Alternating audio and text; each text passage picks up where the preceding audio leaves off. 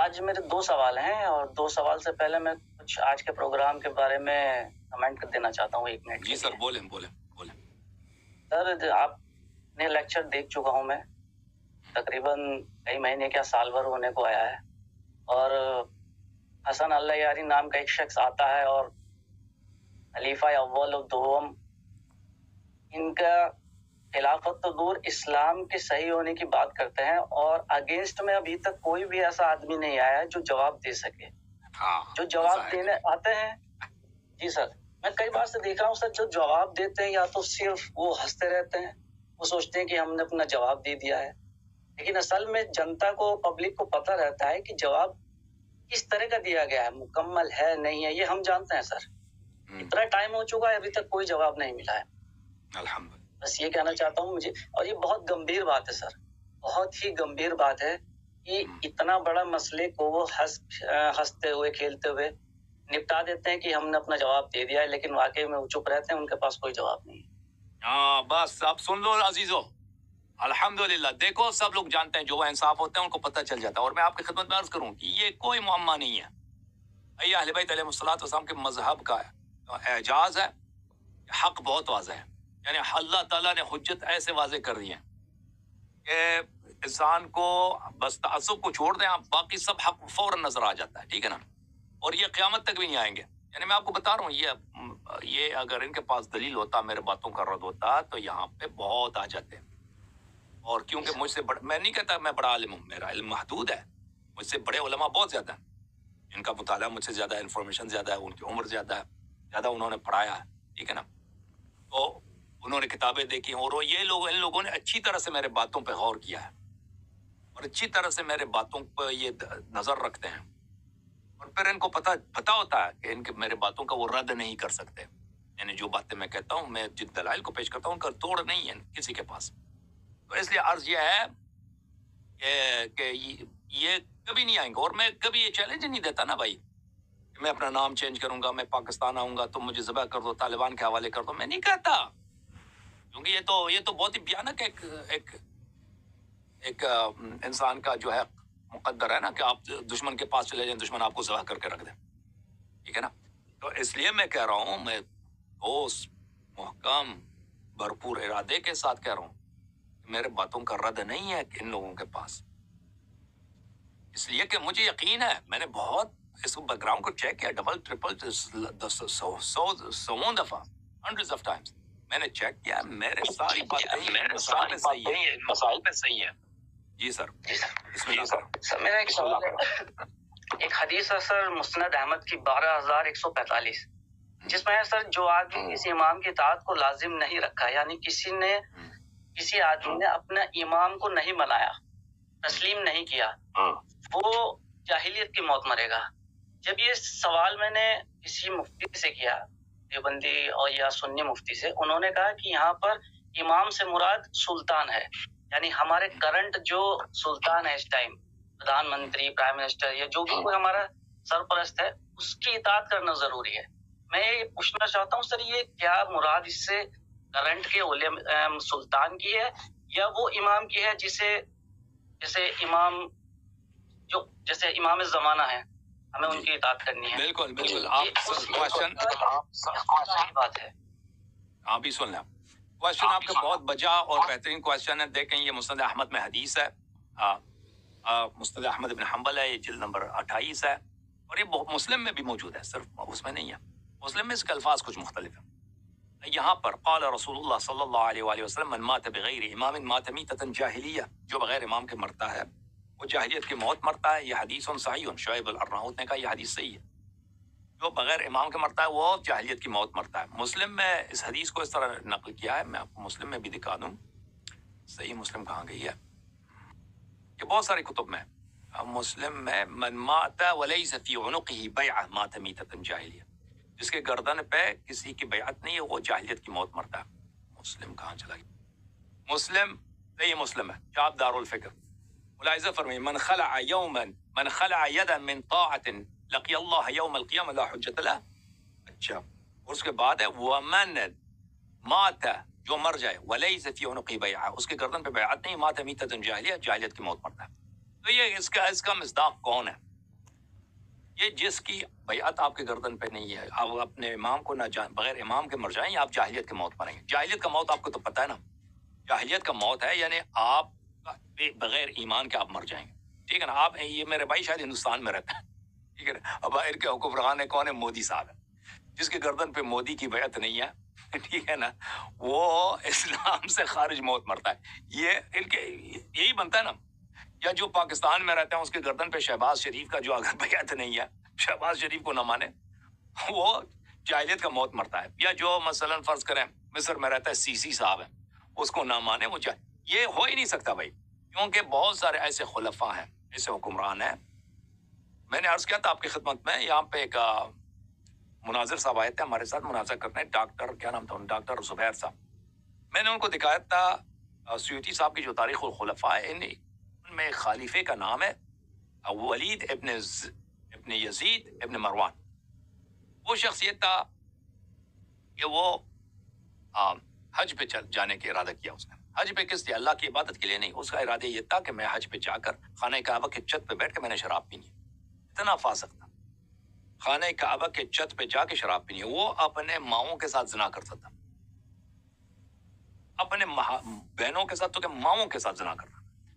اور جب وہ مر گیا تھا تو اس کا جو ولی عہد، اس کا چھوٹا بھائی اس کا ولی عہد تھا. اس کے بھائی نے کہا کہ اس نے مجھے ریپ کیا تھا، حرامی نے. اتنا میں بلکہ دکھا دوں بھائی آپ کو، اگر وہ مجھے مل جائے نا تاریخ خلفاء میں، یہ خلیفہ جو تھے، اچھا ابھی میرے پاس نہیں مل رہا، لیکن باہر خلفاء میں ایسے لوگ بہت تھے جنہوں نے خانہ کعبہ کو جلایا ہے، جنہوں نے مسلمانوں کو قتل عام کیا. یزید ابن معاویہ نے کیا کیا؟ اس کی فوج مدینے میں آئی، واقع حرہ میں 3 دن تک مہاجرین اور انصار کی بیٹیوں کا ریپ ہو رہا تھا، میس ریپنگ. اچھا تو کیا ان لوگوں کو اگر کوئی نہ مانے انسان جاہلیت کے موت مرتا ہے؟ کیا ایسا ہو سکتا ہے؟ ٹھیک ہے نا. اگر ان کی طاعت کو نہ مانے انسان کو، ان کو ریکگنائز نہ کرے، یا اس سے مراد وہ ہے کہ اللہ تعالیٰ نے وہ شیعہ جو عقیدہ ہے کہ منصوص من اللہ امام ہے، اگر ان کو نہ مانے جو معصوم ہے نبی صلی اللہ علیہ وسلم جیسے ہیں، ان کو نہ مانے تو انسان جاہلیت کی موت مرتا ہے. ٹھیک ہے نا. یہ دو مختلف ہیں. تو عرض یہی ہے کہ مودی کو اگر کوئی نہ مانے تو اس سے کیا فرق پڑتا ہے؟ میں مودی کو نہیں مانتا، آپ ابھی بائیڈن ہے ہمارے صدر امریکہ میں صدر ہوں، میں کہتا ہوں اس جیسا جاہل آدمی کوئی ہے ہی نہیں، اس جیسا نکما، اس جیسا انکمپٹنٹ، اس جیسا ذلیل آدمی یعنی جو بائیڈن صاحب ہے. حالانکہ ان کا عمر سے کافی زیادہ ہے، اس سیاست میں انہوں نے 50 سال گزارے، لیکن ہمیشہ یہ اسٹوپڈ جیسا آدمی رہا ہے ہمیشہ، اور اس کا فیصلہ ہمیشہ غلط ہی ہوتا ہے. اس نے کبھی اب یعنی کوئی یہ بہت ہی انکمپٹنٹ، اس کا ایپٹیٹیوڈ بھی بہت لو، اور پتہ نہیں یہ بھائی کس حساب سے صدر بنا ہے بہرحال. تو میں اس کو بالکل، میں اس کو کہتا ہوں یہ بالکل ذلیل آدمی ہے. ٹھیک ہے نا.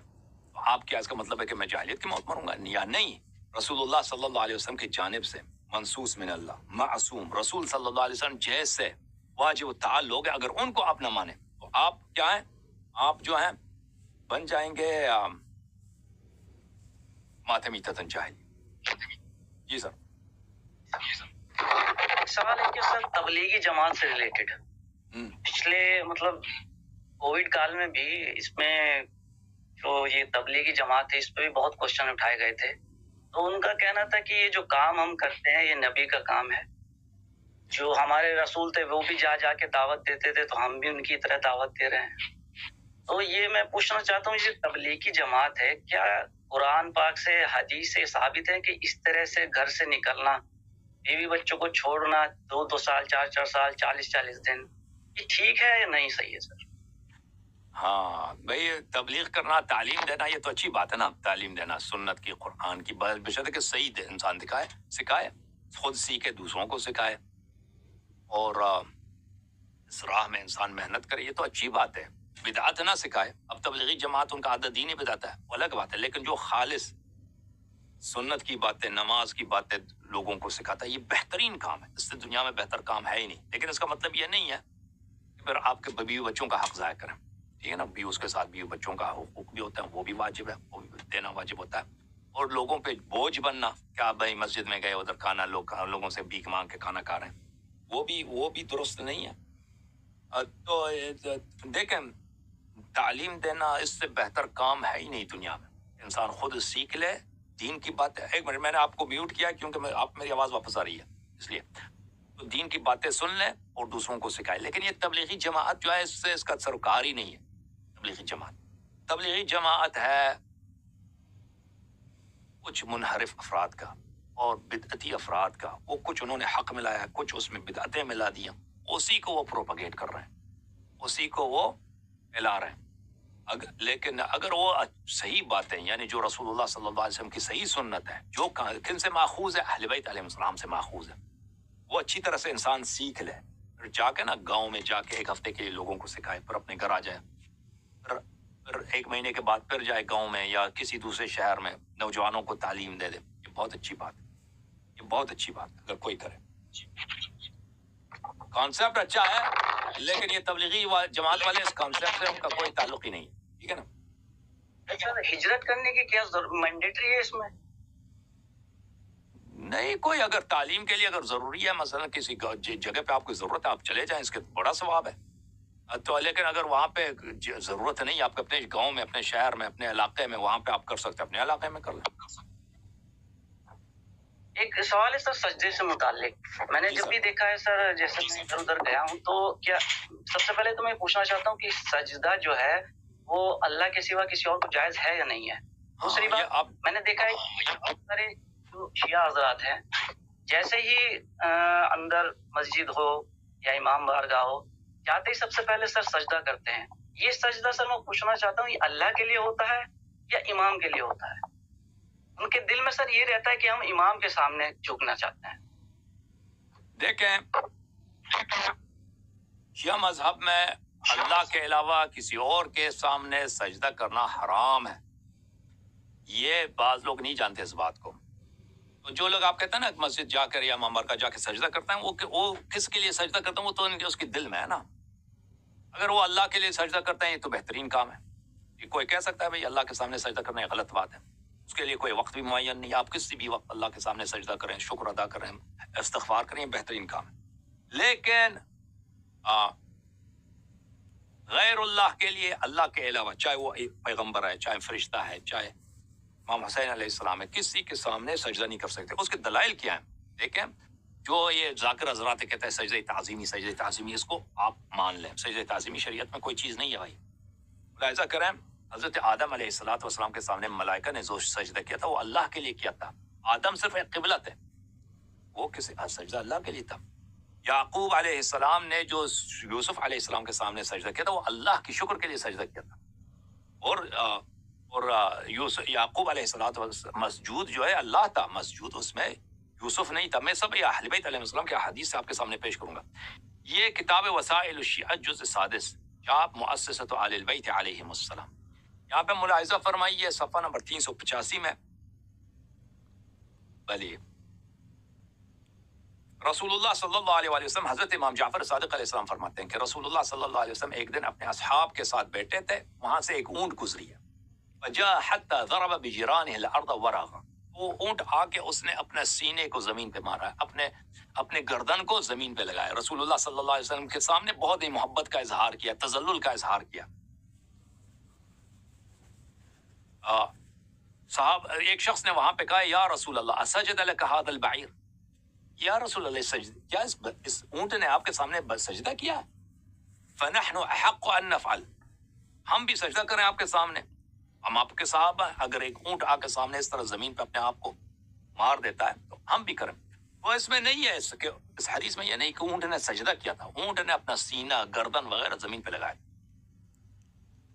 تو صحابہ نے کہا کہ ہم آپ کے لیے سجدہ کریں, یہ تو بڑی آپ کا حق بنتا ہے. تو رسول اللہ صلی اللہ علیہ وسلم نے فرمایا لا بل اسجدوا للہ, فرمایا کہ نہیں, سجدہ صرف اللہ کے لیے کرو. دوسری حدیث میں یہی حدیث ہے, اس میں لا بل اسجدوا للہ ان هذا الجمل یشکو اربابہ. رسول اللہ صلی اللہ علیہ وسلم نے فرمایا کہ نہیں, تم اللہ کے لیے سجدہ کرو, یہ جو اونٹ ہے ادھر آیا ہے یہ اپنے مالک سے میرے ساتھ شکایت کر رہا ہے. اور پھر اس کی شکایت کیا تھی وغیرہ وہ حدیث میں موجود ہے. اچھا, اگلا جو حدیث ہے ملاحظہ فرمائے صفحہ نمبر 387 وسائل الشیعہ کے جلد نمبر 6 میں. ان زندیقا قال له, ایک زندیق نے امام جعفر صادق علیہ السلام سے عرض کیا, افیصلح السجود لغیر اللہ, کیا جائز ہے کہ انسان اللہ کے علاوہ کسی اور کے لیے سجدہ کرے؟ قال اللہ، فرمایا کہ نہیں. تو اس نے کہا کہ فَكَيْفَ أَمَرَ اللَّهُ الْمَلَائِكَةَ بِالسُّجُودِ آدم. تو یہ آدم کے سجدے والی جو حدیث ہے اس کی تفصیل آ جائے گی ابھی اگلے حدیث میں. علی ابن ابراہیم اپنے تفسیر میں روایت کرتے ہیں اچھا کہ کسی نے حضرت امام محمد ہادی علیہ السلام سے پوچھا کہ یعقوب علیہ السلام نے جو سجدہ کیا تھا، یعقوب اور یعقوب کے بیٹوں نے، کیا انہوں نے یوسف علیہ السلام کے لیے سجدہ کیا تھا؟ یہ تو نبی تھے، یہ کیسے ہو سکتا ہے کہ یعقوب ایک نبی ہیں اور اس کے بیٹے یہ سب جا کے غیر اللہ کے لیے سجدہ کریں؟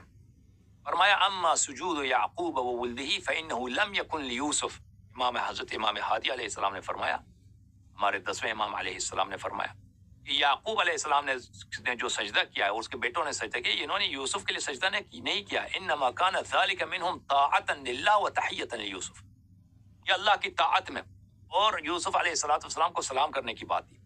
کما کان السجود من الملائکہ لآدم کان ذلک منہم طاعتا للہ وتحیۃ لآدم، یہ اللہ کی طاعت تھی اور آدم علیہ السلام کی تحیت تھی. فسجد یعقوب وولدہ ویوسف معہم شکرا للہ، یہ جو سجدہ ہوا اس میں یوسف خود نے بھی سجدہ کیا. یوسف نے، یعقوب نے اور یعقوب کے بیٹوں نے، یوسف علیہ السلام کے بھائیوں، ان سب نے اللہ کے شکر کے لیے سجدہ کیا تھا. لاجتماع شملہم، کہ اللہ تعالیٰ نے ان کو دوبارہ اکٹھا کیا، یہ گھرانہ دوبارہ اکٹھے ہوئے مصر میں. الا ترى انه يقول في شکر ذلك الوقت رب قد آتيتني من الملک، یہ دیکھو کہ یوسف علیہ السلام نے اس سجدے کے وقت دعا بھی کیا تھا، وہ قرآن میں موجود بھی ہے. حضرت امام حسن عسکری علیہ السلام نے نبی صلی اللہ علیہ وسلم سے روایت کی اپنے تفسیر میں، لم يكن سجودهم یعنی الملائکہ لآدم، ملائکہ نے آدم علیہ السلام کے لیے سجدہ نہیں کیا تھا. انما كان آدم قبلة لهم يسجدون نحوه لله عز وجل، آدم ایک قبلہ تھا، آدم قبلہ تھا، ملائکہ نے اللہ کے لیے سجدہ کیا، سامنے آدم تھا، آدم کی حیثیت کیا ہے؟ قبلے میں کھڑا ہے. وَكَانَ بِذَلِكَ مُعَظَّمًا مُبَجَّلًا، اور آدم کی یہ تعظیم تھی بھائی، آدم کی یہ تعظیم تھی، آدم کی یہ تکریم تھی کہ وہ قبلہ ہے. وَلَا يَنبَغِي لِأَحَدٍ أَن يَسْجُدَ لِأَحَدٍ مِّن دُونِ اللَّهِ، اور کسی کے لیے جائز نہیں ہے کہ کسی اور کے اللہ کے علاوہ کسی اور کے لیے سجدہ کرے. ٹھیک ہے نا، یہ حدیث ہے، سب اہل بیت علیہ السلام کے حدیث ہے. یخضع له كخضوعه للہ، اور اس طرح جیسے انسان اپنے آپ کو اللہ کے سامنے ذلیل کرتا ہے، چہرہ ماتا زمین پہ خاک پہ ڈال، اللہ کے علاوہ کسی اور کے لیے جائز نہیں ہے.